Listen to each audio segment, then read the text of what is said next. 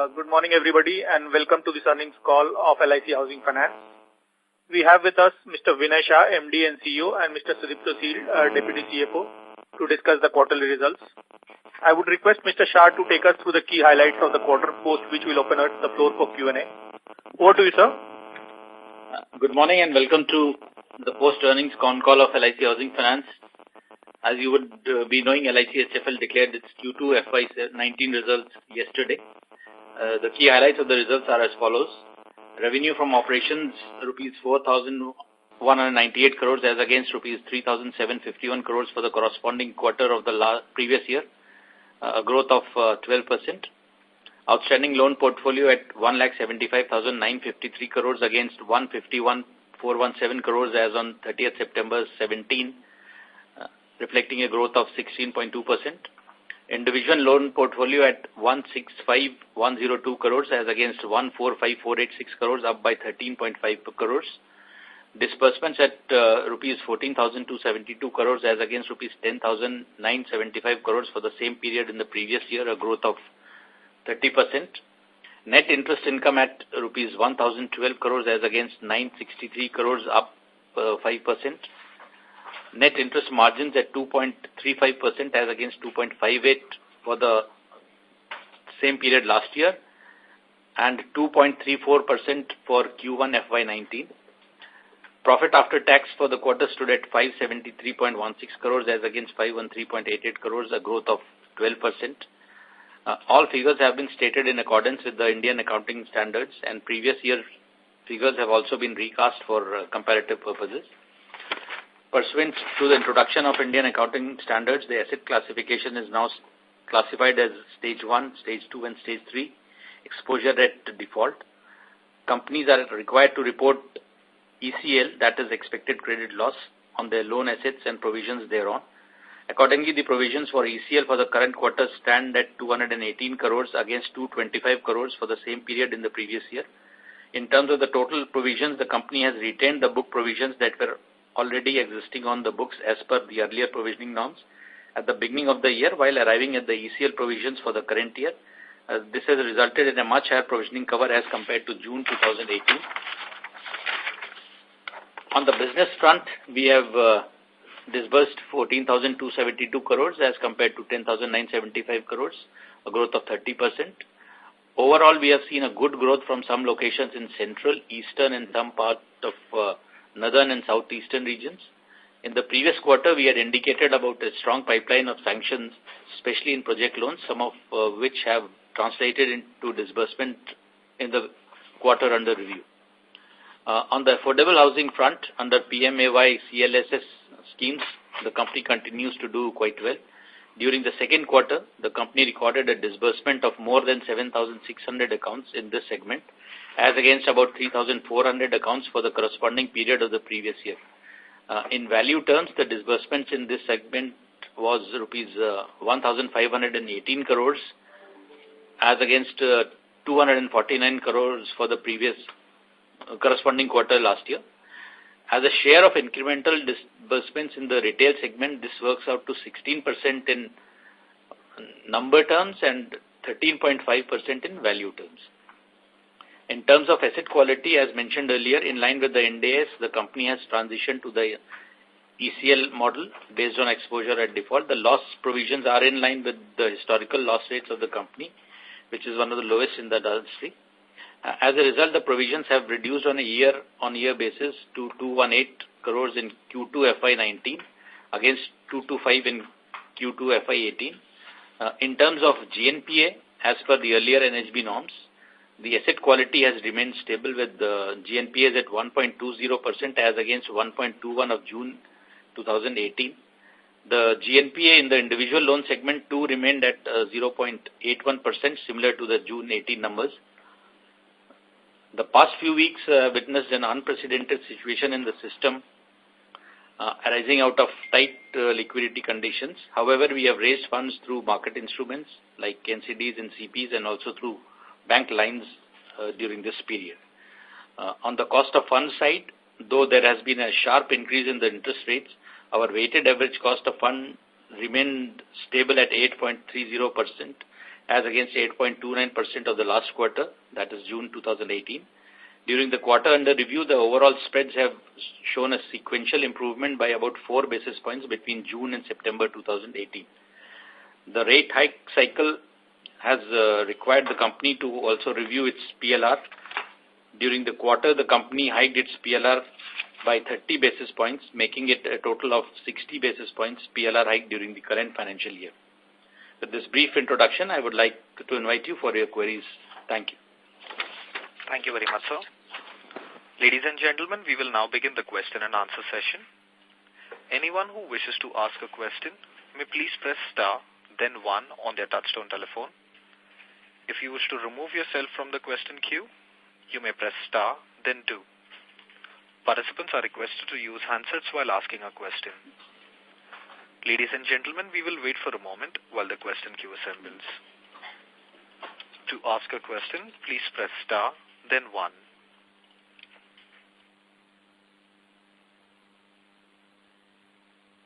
The first question is from the line of Digant Haria from Antique Stock Broking. Please go ahead. Hi, sir. So my question is that our individual home loan growth still remains in single digits, which is around 9%, and the growth in LAP and developer portfolio is again in excess of 30-40%, and which is why the proportion of home loans continue to decline. So now, sir, whatever happened in the last 30 days, a lot of these PSU banks have been purchasing pools from some of the housing finance companies. So do you think that their aggression will slow down in the market which we operate, and we should be able to do better home loan growth in times to come? Just one correction. Our LAP and other portfolio is currently growing at around 15-16%. And as you said, retail is growing at around 9%. But we have been focusing and refocusing on larger volumes through individual loan segment also. Regarding the other question that you asked of smaller companies selling these things and the banks buying it, actually I don't see much of such transactions happening. It was in news that this is happening, but from the information that I have, not much of such transfers have happened. Going ahead, I see that probably the demand side will continue to be strong in the coming times. So we have to improve upon our core segment disbursements.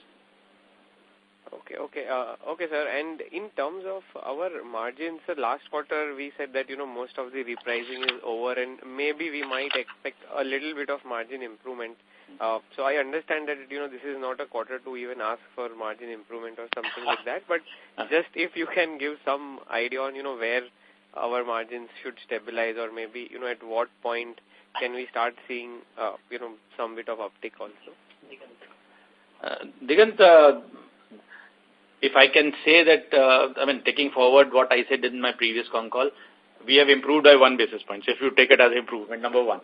Number two, see, the interest rate hikes on PLR happened in Q1, the effect of which actually came in Q2, and subsequently we have done one in August, and the second one again we did on the 1st of October. So these 2 hikes will have an effect on Q3. Because the date of applicability is usually, once we announce in the middle of a quarter, it is from the first date of the next quarter as per our norms. So a total 60 basis points hike that we have done will have full effect in Q3. Okay, sir. All right. Thank you. All the best. I'll come back if I have more questions. Thank you. Thank you. Ladies and gentlemen, in order to ensure that the management is able to address questions from all participants in this conference call, please limit your questions to 2 per participant. If you have any further questions, you may come back for a follow-up. The next question is from the line of Nalin Shah from NVS Brokerage. Please go ahead. Good afternoon, sir. First of all, let me congratulate on an excellent set of numbers.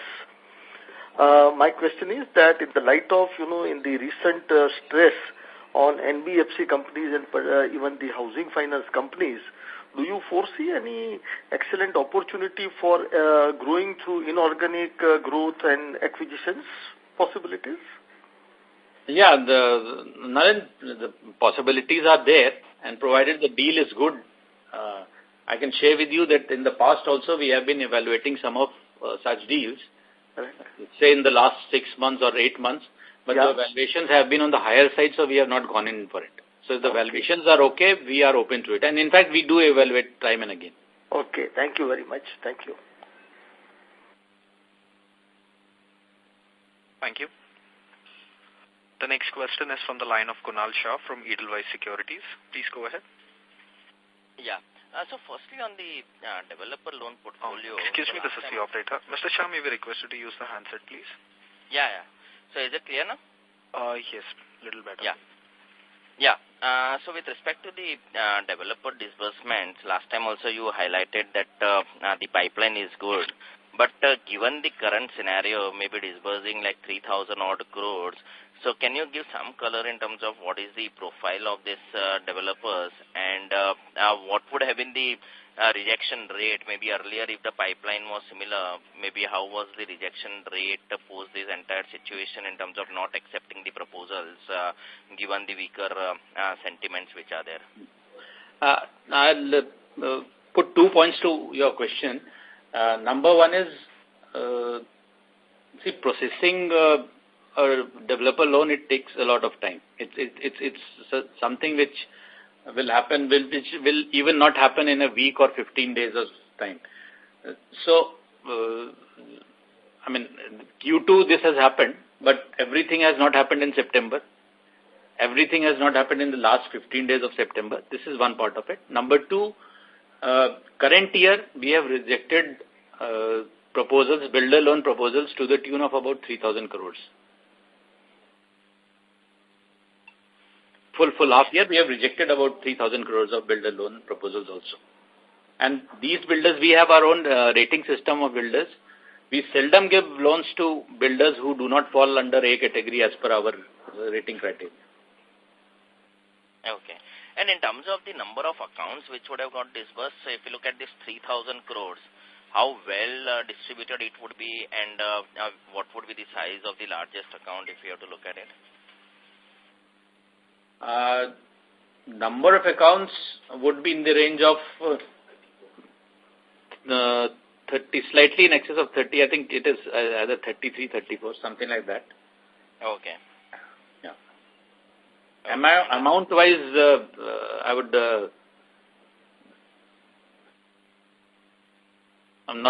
highest amount, I would not like to share. Okay. And just in terms but it's not, I can share with you, it's not in 4 figures, and it's not in very high 3 figures also. Okay. And in terms of this increase in the coverage, so maybe now carrying almost like 52% under the stage 3 as a LGD. So how should we, maybe in Q1 it was definitely not there, we have increased it in Q2. So you said that not employing back the existing provisioning, but why the reason particularly why it was not done in Q1 and now it is done in Q2? And is it largely to do with the weaker real estate sentiments wherein we have gone and increased this LGD? No, Kunal, actually this is Sudipto here. See, the reason that we had done it is, if you recollect in the Q1, we had shared that this is the ECL model is something that we are still trying to develop. And obviously it is a sea change from the existing provisioning norms of the National Housing Bank which was there in place. So what has actually happened is that there was some provision which was already there on the book. Instead of writing it back, we've just transferred it to the ECL. And for the ECL, whatever is required, that also we have done. So overall, it has led to a overall higher provisioning coverage on the entire book to the tune of about 73%, and which is by and large the kind of provisioning that we had always been covering for the last several years. So that is by and large the logic. There is nothing specifically related to a particular stage or so.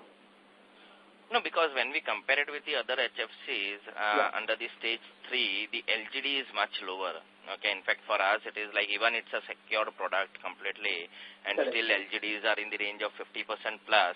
And I don't think any of the housing finance companies would have discussed. Everyone is in the range of, say, 25, 30 or even below that. That is just an extra provisioning which has been kept there. There's nothing more to read into it. It's only an extra provisioning cover that we have left there as it is. There is nothing more to be analyzed in that number.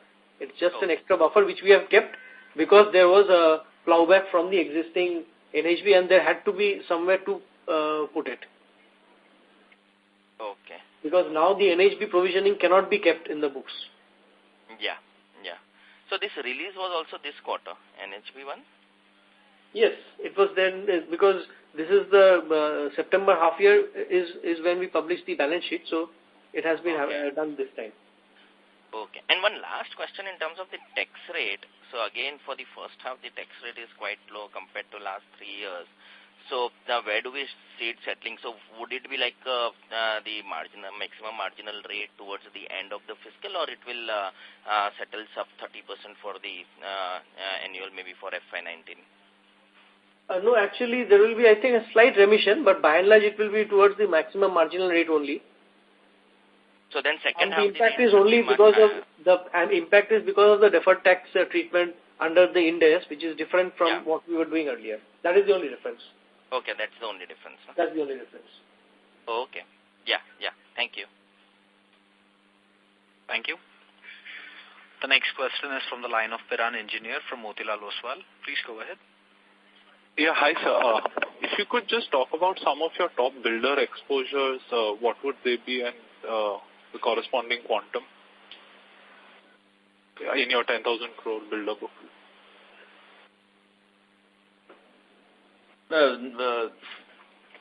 Then some names I would not like to take at this point of time.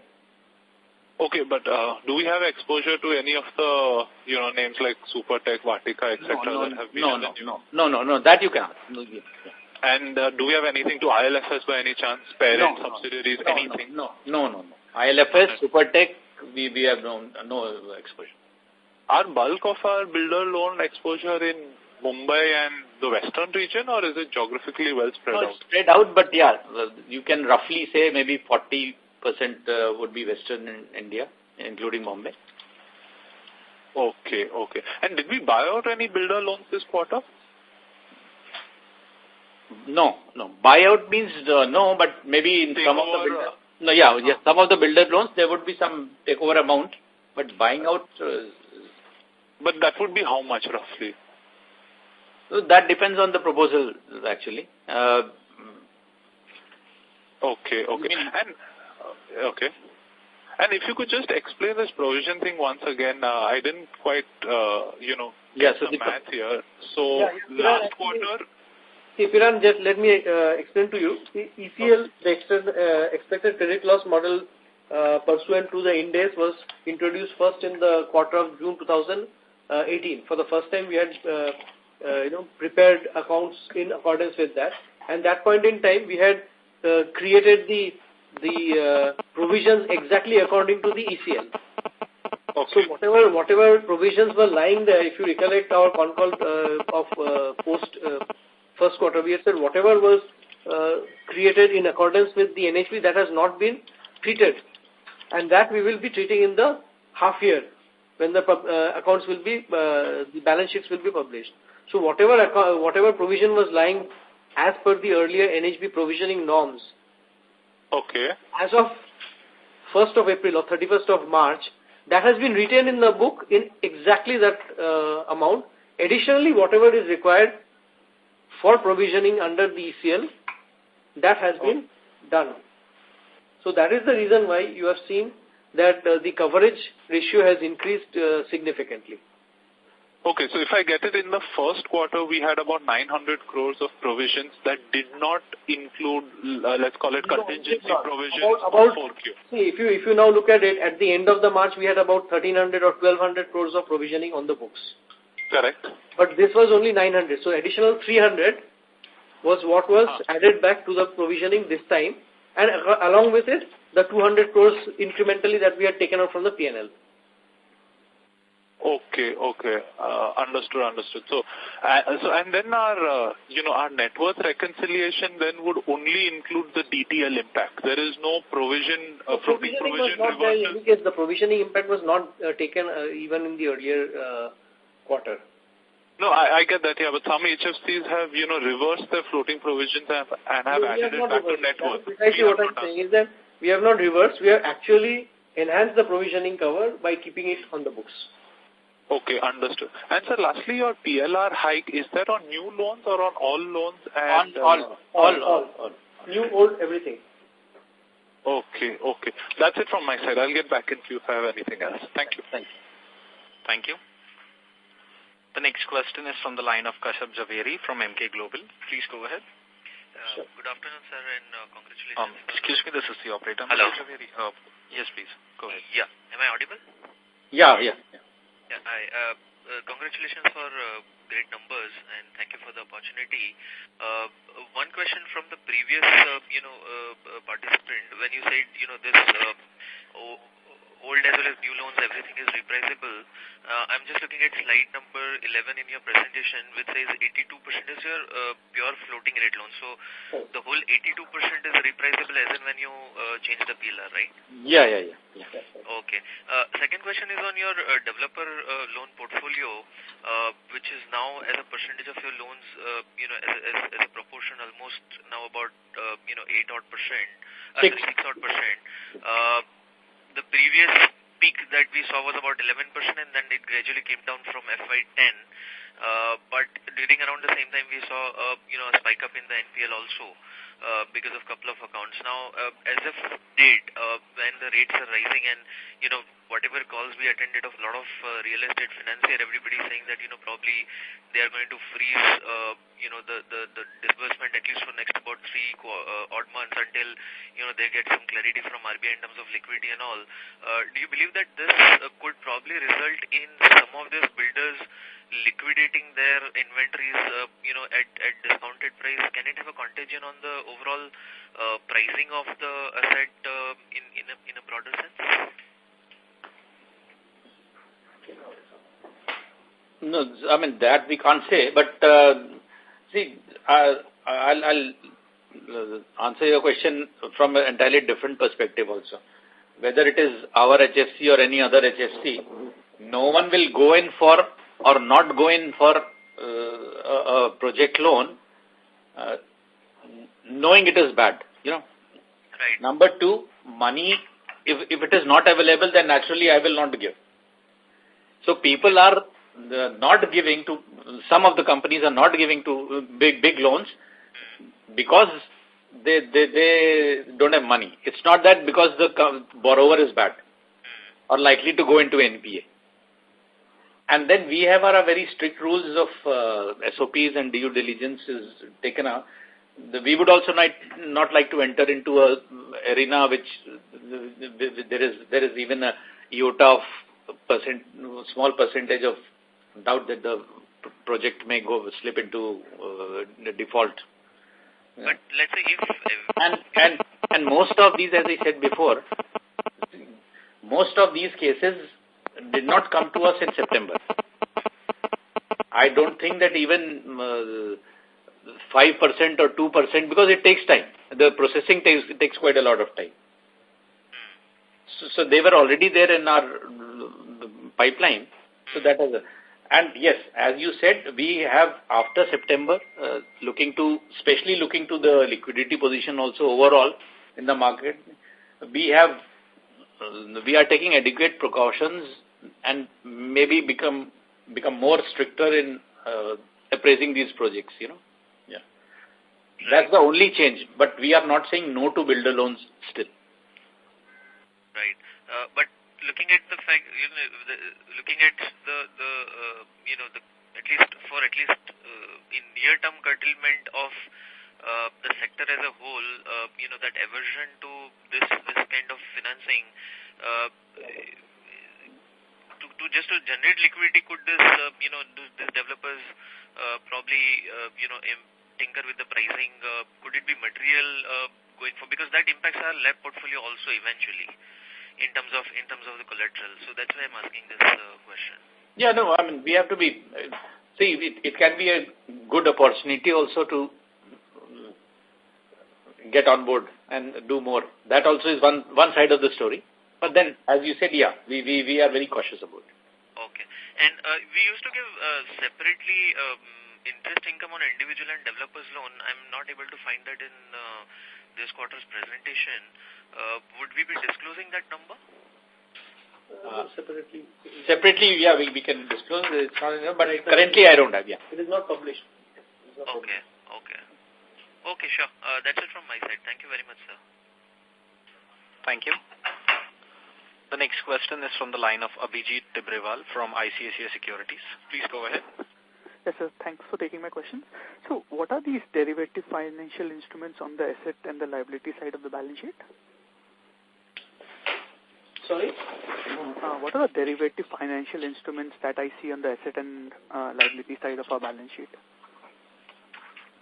Yeah, that is actually, those are outstanding, some swaps that we had taken about 7-8 years back. That's it.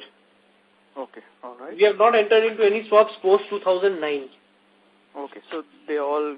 They are all running off. They are all running off. Okay, all right, thanks.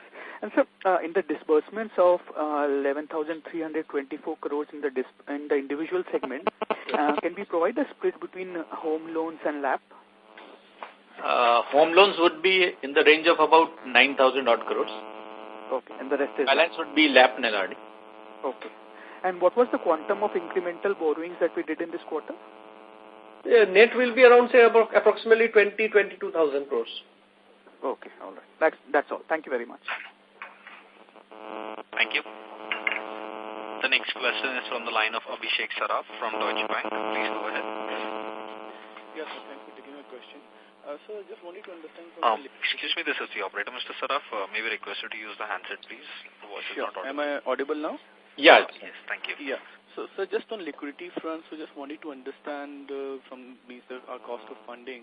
So obviously for quarter on quarter it is more or less flat, but in the this quarter, how has been our experience? How have the cost of funding gone up?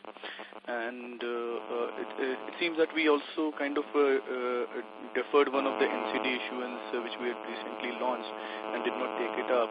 So just a review on how do you see cost of funding panning out for yourself right now? And given that around 80 to 84% of our asset side will be repriced to the new rate, so what will be the similarly on the liability side? How much of it is repriceable in the near term? What I'm trying to understand is the overall impact on the NIM for the second half of FY19. Yeah. See, Abhishek, your last question first. Approximately around 12,000 crores of liabilities will be running off in the balance part of this financial year, including from October.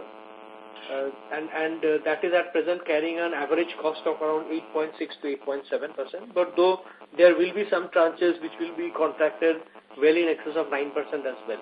So it's a mixed bag. Secondly, in terms of cost of funds, the overall cost of funds has remained by and large at levels which was there till as of 31st of March, which is around 8.29 or 8.30. And for Q2, incremental cost of fund has been around 8.17. Right now, if you see keeping the borrowing basket mix same, the same would have gone up by around 15 to 20 basis points. And that is roughly the amount of repricing that we have also done on the assets, though the asset repricing has happened on the entire book, whereas the increment in cost will be impacting only the incremental borrowing. Okay, so that definitely will be a margin positive that way.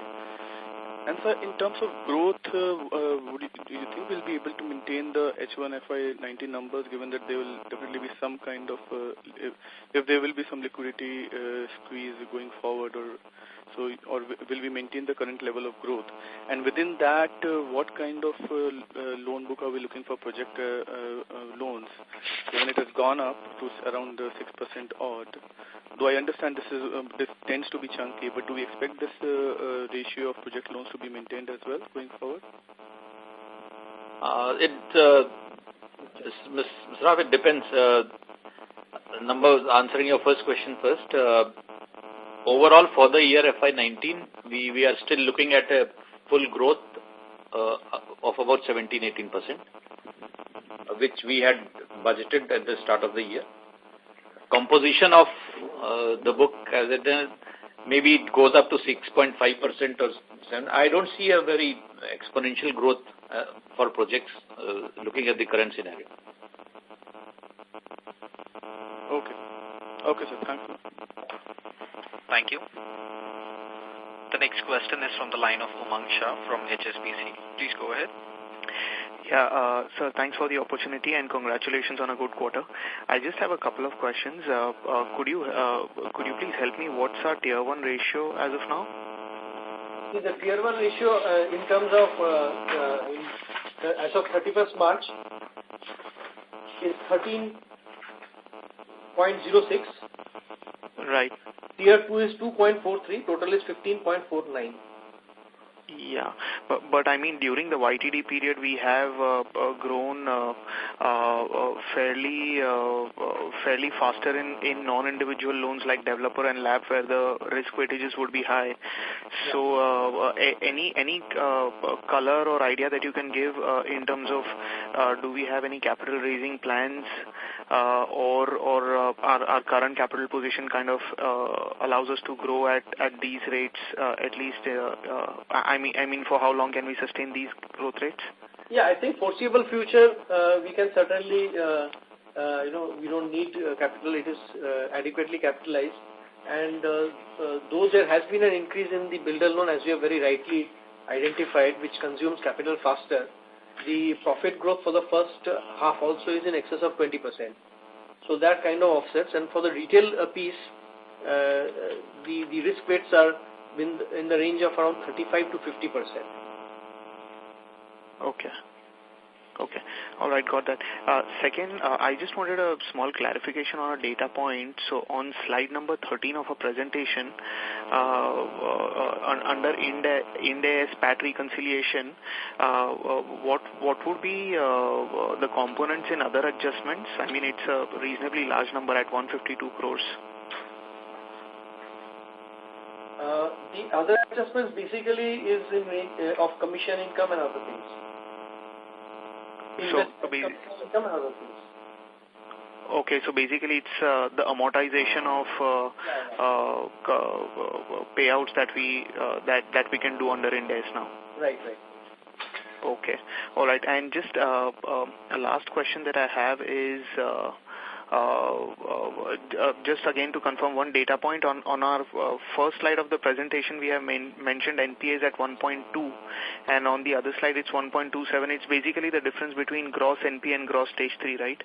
Yeah. See, actually it is slightly different. This 1.2 is as per the NHB. Probably I should have included that line there, that it is as per the erstwhile NHB provisioning norms. Whereas this one is basically under the ECL norms. Okay, fair point. And so just lastly, on the incremental home loans, what would be the differential in terms of rates between us and banks? So let's say post-October, what would be home loan rates for us and banks? What would be the differential like? For some of the banks, we would be lower than them. And for, I think, State Bank is 5 basis points lower than us. But otherwise, with other HSCs also, and we are very competitive. And it's not that we are giving at very low rates or very high rates that way. But sir, going forward, you think this differential will rise because obviously our marginal cost of borrowing has gone up.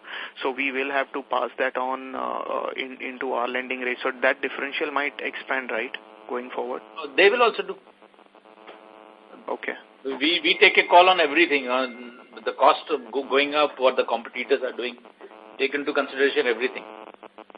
Okay, and taking that into consideration, a 2.3% kind of margin, I mean, I'm not looking at immediate quarters, but I'm saying that 1 quarter down the line when the rates kind of settle down, you think this 2.3% kind of band is sustainable?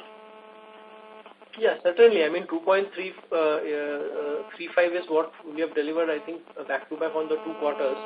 And if you see, there has been some kind of an improvement in the spreads, though the numbers are very, very small, single digit, but there has been sequential improvement in the spreads between March and June as well as from June to September. Secondly, the cumulative impact of the PLR hikes that we have taken till now, that is 60 basis points in the first 6 months, that will also contribute towards the margins because it is spread across 80% plus of our assets, which will be close to 1.5 lakh crores of assets. Right. Perfect. That helps. All right. Thank you and wish you all the best. Thank you. Thank you. The next question is from the line of Harshit Toshniwal from Jefferies. Please go ahead. Hi, sir. Good morning. A couple of questions. So one on the developer book. Currently, the growth which we have seen, is it more back-ended that maybe in the last 2 weeks of the quarter we have done majority of the developer loans, or that is well spread across the quarter? It's not 3 months divided by 3 sort of a thing. Approximately, if I can say, nearly 40% of the total is roughly 3,000 crores, 2,900 crores happened in September. And certainly not during the last days. Few disbursements did happen in the last date. But and as I said before also, probably the processing and sanction disbursements, it's a long run process. It can't happen overnight. Okay, so we can expect that this trajectory to continue because if it is more general, and obviously this would be benefited in the going quarters when others are not that aggressive in developer loan segment. Yeah, I said before also, we are not closing down this portfolio. We are not.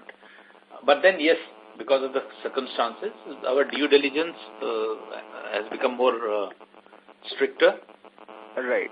Okay. And the growth, you said about the high growth rate. The growth rate also looks high because our base is very small. Right, but even in previous quarters, our base was not that high. So the growth in this particular quarter is exceptionally very high. And another point, sir, our previous experiences in developer loan book has not been the best in case, and even the gross NPA asset quality improvement we have seen is more a base effect in this quarter. So how are you ensuring the asset quality? So that's why we want the nature of the developers to whom you are lending, if you can throw some color on that part. No, as I said, names I would not like to share, but not names, the quality of developers. Yeah, I said we have a SOP, we have our own rating system of developers, wherein we rate them as A plus, A double plus. B also search some developers for and B and C. The amount that I can share with you is that B and C probably at times we are tempted to give at a higher rate and not say no. But that is what we have stopped strictly after September, or say 15 September. Yeah, and we are not giving to any builder who is below A category. Okay, and what would be the incremental yields on all, if you can say, for LAP, developer, and core home loan as on October? So the current yields on all things. As on the current date, so post all the liquidity squeeze, more about in the recent times, if I look at the incremental yields, how would that be in the 3 on projects you want or LAP? On all the 3, broad range. Broad range would be project and LAP taken together would be in excess of 12.5%. If you can separate that. Project would be closer to 12.6 or so. LAP other things would be in the range of 11 to 11.2. Okay, and core home loan? Core would be 9.1 or so. 9.1. Yeah. Okay, and incremental cost, so it was 8.3 for the quarter, and you said that it would be another 15 basis points. 8.1. 8.1, and you said that 10 to 15 basis point is the incremental cost of the increase in the cost of funds because of the liquidity squeeze. You guided towards a 15 to 20 basis points higher cost of funds. Yeah. Okay, so it's safe to assume that the incremental would be around 8.3? Yes, roughly around 8.3. Okay. Okay, sir. Thanks a lot. That was helpful. Thank you. The next question is from the line of Nischint Chawate from Kotak Securities. Please go ahead. Hi. So if you could just kind of explain as to, how the PLR rate hike is passed on to customers, what is the time lag over there, and because I guess, you had a hike sometime in the first quarter, so we would have expected that there would have been some benefit of that in the second quarter. Yeah, we see in Q1 we did rate hikes twice. One for 10 basis points, the other was for 20 basis points. Now, as per our norms,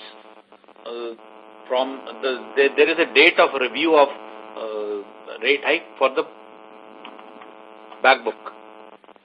So that happens to be, the dates are 1st July, 1st October, 1st January.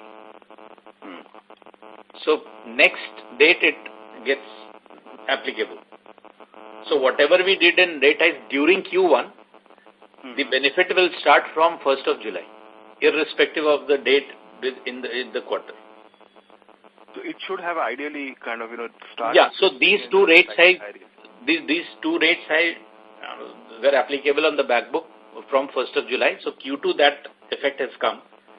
Q2 we did one more, and one we did starting exactly on 1st of October. So these two will help in Q3. So, but if I look at the calculated yield, it doesn't seem to have, reflected this hike. If I look at the average lending rates, it's gone up by like 2-3 basis points. Yeah, but if you look at it, it depends upon the timing of the hikes. No, that's what sir mentioned, right? That he said that everything, if you did a 10 plus 15, I guess everything got reflected from July 1. So ideally, this should have got reflected in this quarter itself. Yeah, it has. Actually, the yields have gone up. There is no denying the fact that the yields have gone up. And based on your estimate, what would be the yield like? I mean, the first and the second quarter? See, separately, I don't have the numbers, but just immediately the incremental yield that we are having right now for the retail is retail piece, including the core as well as in the non-core. That's the home loan and the non-home loan piece will be around close to 9.4%. Sure. And for the builder loans, of course, that's a different product portfolio, but that is around 12.5 to 13%. 9.4 is the incremental number? Yes, incremental. After the hike? Yeah, after the hike. Okay, sure.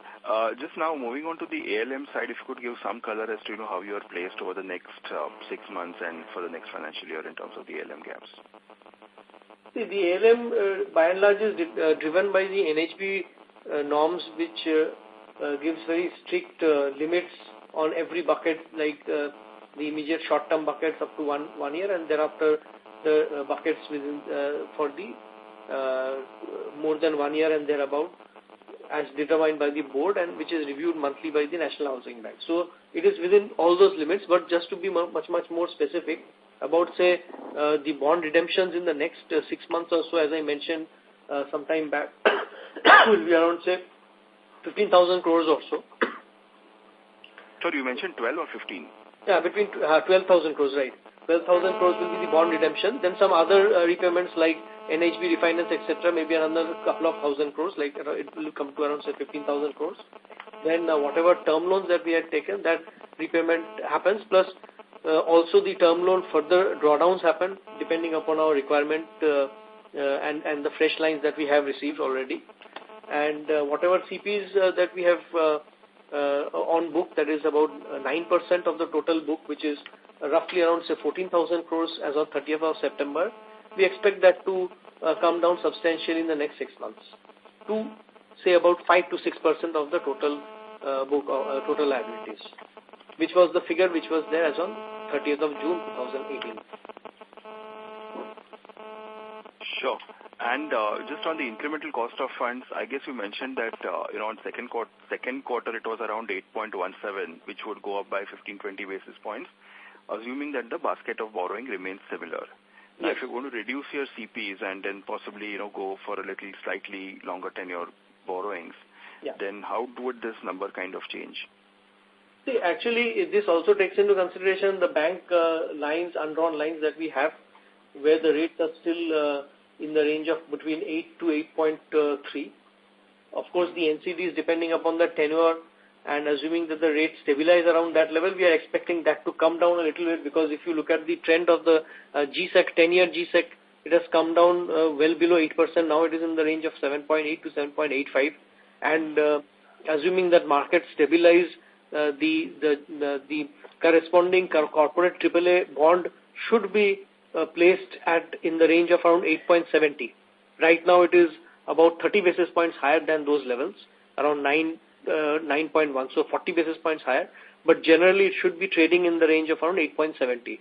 So if you look at these two pieces of borrowing and commercial paper, whatever 5%, 7% on the book, that today, as of today's rate, it is available at 8%, and assuming that rates remain stable, it should come below 8% by a few basis points. So this is keeping in mind these three baskets of borrowing that we have. Sure. Okay, thank you very much. Thank you. The next question is from the line of Sunil Tirumalai from Credit Suisse. Please go ahead. Hi, good morning. Thank you very much. My first question is just to check on the incremental yield that was mentioned on home loan portfolio of about 9.1%. I remember from my notes from the previous call gave the same number as 9.2. I just wanted to cross-check because it seems like a drop. What was it for the last quarter? Q2. Q1 was in the range of around 8.8 to 8.9. Okay, got it. Just coming back to the the funding mix question from earlier.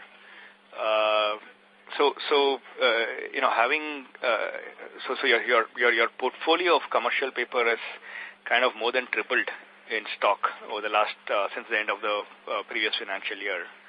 Are you seeing this as a temporary thing, or is this likely to stay at such a high percentage of 9 to 10% of your overall borrowing?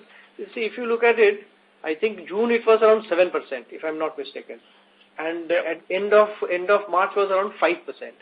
3% is what? 4 to 5%, 4% or so. So it has not tripled. It is right now. It is around 9%. Obviously, it is still one of the lowest, and we don't have any aspirations of that crossing 10%. Okay, understood.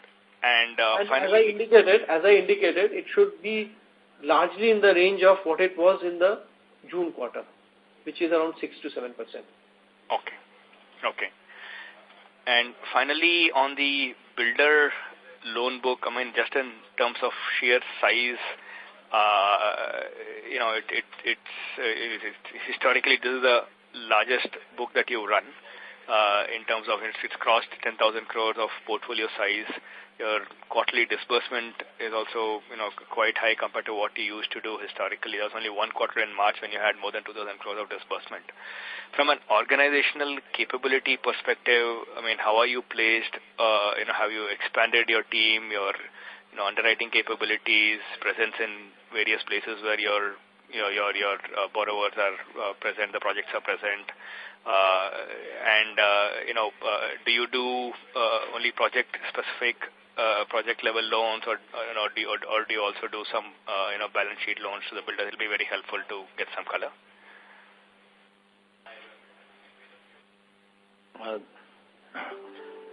Hello. Yes, Sunil. No, one disclaimer is that probably the thing that you said that about 3,000 crores doing in a quarter, I don't see that happening in all quarters going ahead also. Number two, yes, we have had last year also, if you remember, I think after Q2 or maybe Q3, after Q2, we had a relook into our SOP for project loans. Many of the parameters were discussed, revised. As regards teams, you are saying, yeah, we have fortified our teams at the regional headquarters also. And I don't think we have done much of this balance sheet funding. It's mainly on projects.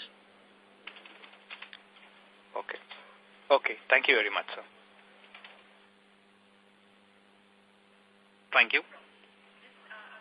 The next question is from the line of Subramaniam Iyer from Morgan Stanley. Please go ahead. Hi, thanks for the opportunity. Had one data question. Can I get the absolute number of Tier 1 capital and risk-weighted assets as of March end? Right now I'm not having it. I will separately give it to you. The total capital adequacy I think you have already got. Sure. Also just laboring a bit more on the incremental cost of funds. So even if I were to take a best case 8.7% for NCDs and assume it at about 70% of our incremental borrowings. Yeah, that is going forward. Right now the levels are much higher than 8.7. I clarified on the call. Sure, exactly. So that was my point, that even if I take that to be about 70% and I take it as 8.7% and take CPs to be about 10% of our incremental borrowings and the rest at about 8.5%, I really struggle to get to an incremental cost of funds below 8.5%. And that's the best case. So just wondered your thoughts on that. On how you get to about 8.2, 8.25. See, that is based upon two things. One thing is that at present there are a lot of bank lines that we are using. So that is actually what is helping us to pull down the cost. Maybe 20 to 30 basis points improvement, 15 to 20 basis points increase on 8.17 number is what we had shared. 8.17 is the incremental cost of borrowing for the Q2. So 15 to 20 basis points on top of that.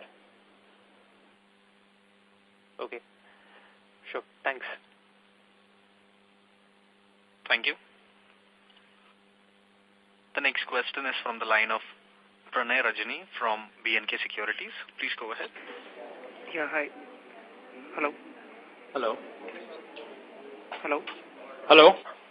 Yeah, hi, sir. So just want to get a few data points from your side. If you could share the net NPA numbers, both in value as well as percentage terms.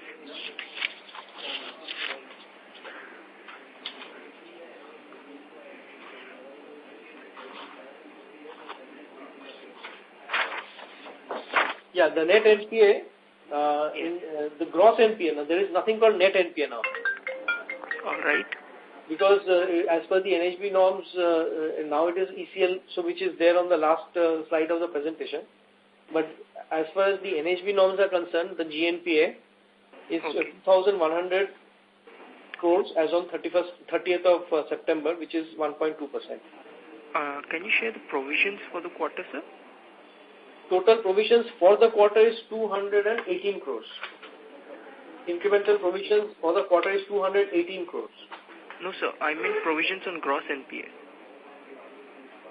That is precisely what I am telling you. As per the ECL, there is no provisioning on the gross NPA as per NHB. These are two separate things. The gross NPA is different and the provisions have been made as per the ECL. Okay. That's already there. All right. Can you just share the incremental yield on the total portfolio for the current quarter? For the incremental yield is 10.24. 10.24. All right. Thank you so much, sir. Thank you. The next question is from the line of Adarsh P. from Nomura. Please go ahead.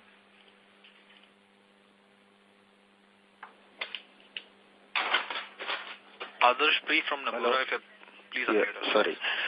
Yeah, hi Sudipto and sir. Question again on, the incremental yields and costs. So if you can just walk us through, like, in the next 6 months as CP matures, broadly the mix of funding that you would pursue and the cost as you face today in those instruments. If you can just let us know, which will be bank funding and some bonds. Yeah, the bank funding right now, the MCLRs are increasing by about 5-10 basis points. So that is what we are seeing the trend in the last, say, 2 months. Generally, the MCLRs have been increasing by 10 to 15 basis points.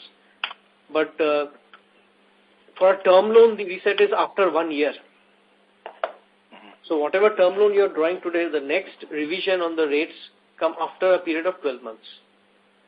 So for the period of 12 months, the MCLR remains fixed. So that is as far as the repricing of the bank funding is concerned. As far as the repricing on the NCDs are concerned, as I just discussed with in a previous question, right now the levels are around 9.1 to 9. Ballpark 9.1 to 9.2, but after say maybe 6 months period of horizon that you have taken, we expect that the levels should come down once the rates stabilize, and in the region of GSEC plus about 80 to 90 basis points, which has been standard corporate AAA corporate spread with a 10-year paper. That has been the standard spread that we have seen over the last several years. As far as commercial papers are concerned, we have seen the commercial paper rate on a 3-month paper remaining by and large stable in the range of around 7.9 to 8.1%.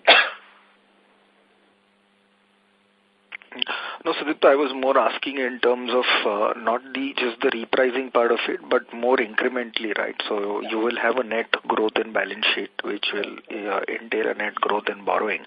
So just wanted to understand, your yields and mortgages would be like annualized. Yields, as we have mentioned, that there has been an increase in on the PLR. So pursuant to that, yields on all the categories of lendings have increased in the past 6 months by about 60 basis points, roughly about 60 basis points.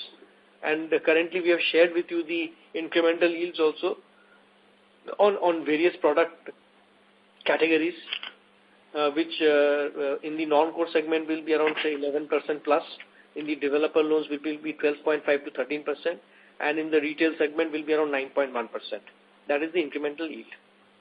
So is it safe to say that since all the repricing on assets is coming bunched up now and liabilities will reprice as we go, maybe 1 or 2 quarters we can protect margins where we are, but as we get into 20, the incremental spreads which are under pressure, at least for the core book, will start reflecting? Is that a fair statement to make?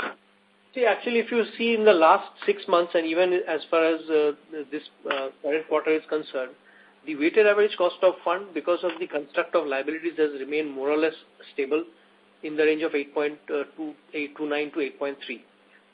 As we go ahead, we will see the asset repricing also happening on a larger pool of assets, whereas the liabilities, as you have correctly analyzed, will be on piecemeal basis as and when we keep on borrowing incrementally. Now, when the entire portion of the liabilities come up to a particular level, there is a possibility that we might actually see further repricing on the asset side, because if we assume that the interest rate remain at these levels, then there could be a possibility of further rate hikes on the asset side as well. No, it just said, you're competing with banks, so you may actually not see their cost of fund go up with a lag. Their term deposits will reprice in 3-6 months, and then probably that will mean lower spreads for us maybe in 6 months' time. So just wanted to understand, because it looks like you will reprice everything on the assets in the next 6 months, but then there'll be a catch up on liabilities. No, as of now, if you look at it, the quantum of liabilities that we are borrowing incrementally as a percentage of the total liabilities, till such time we have exhausted and we have completely come up to the level of full recycling of the entire liability book. Till such time, there will be some advantage.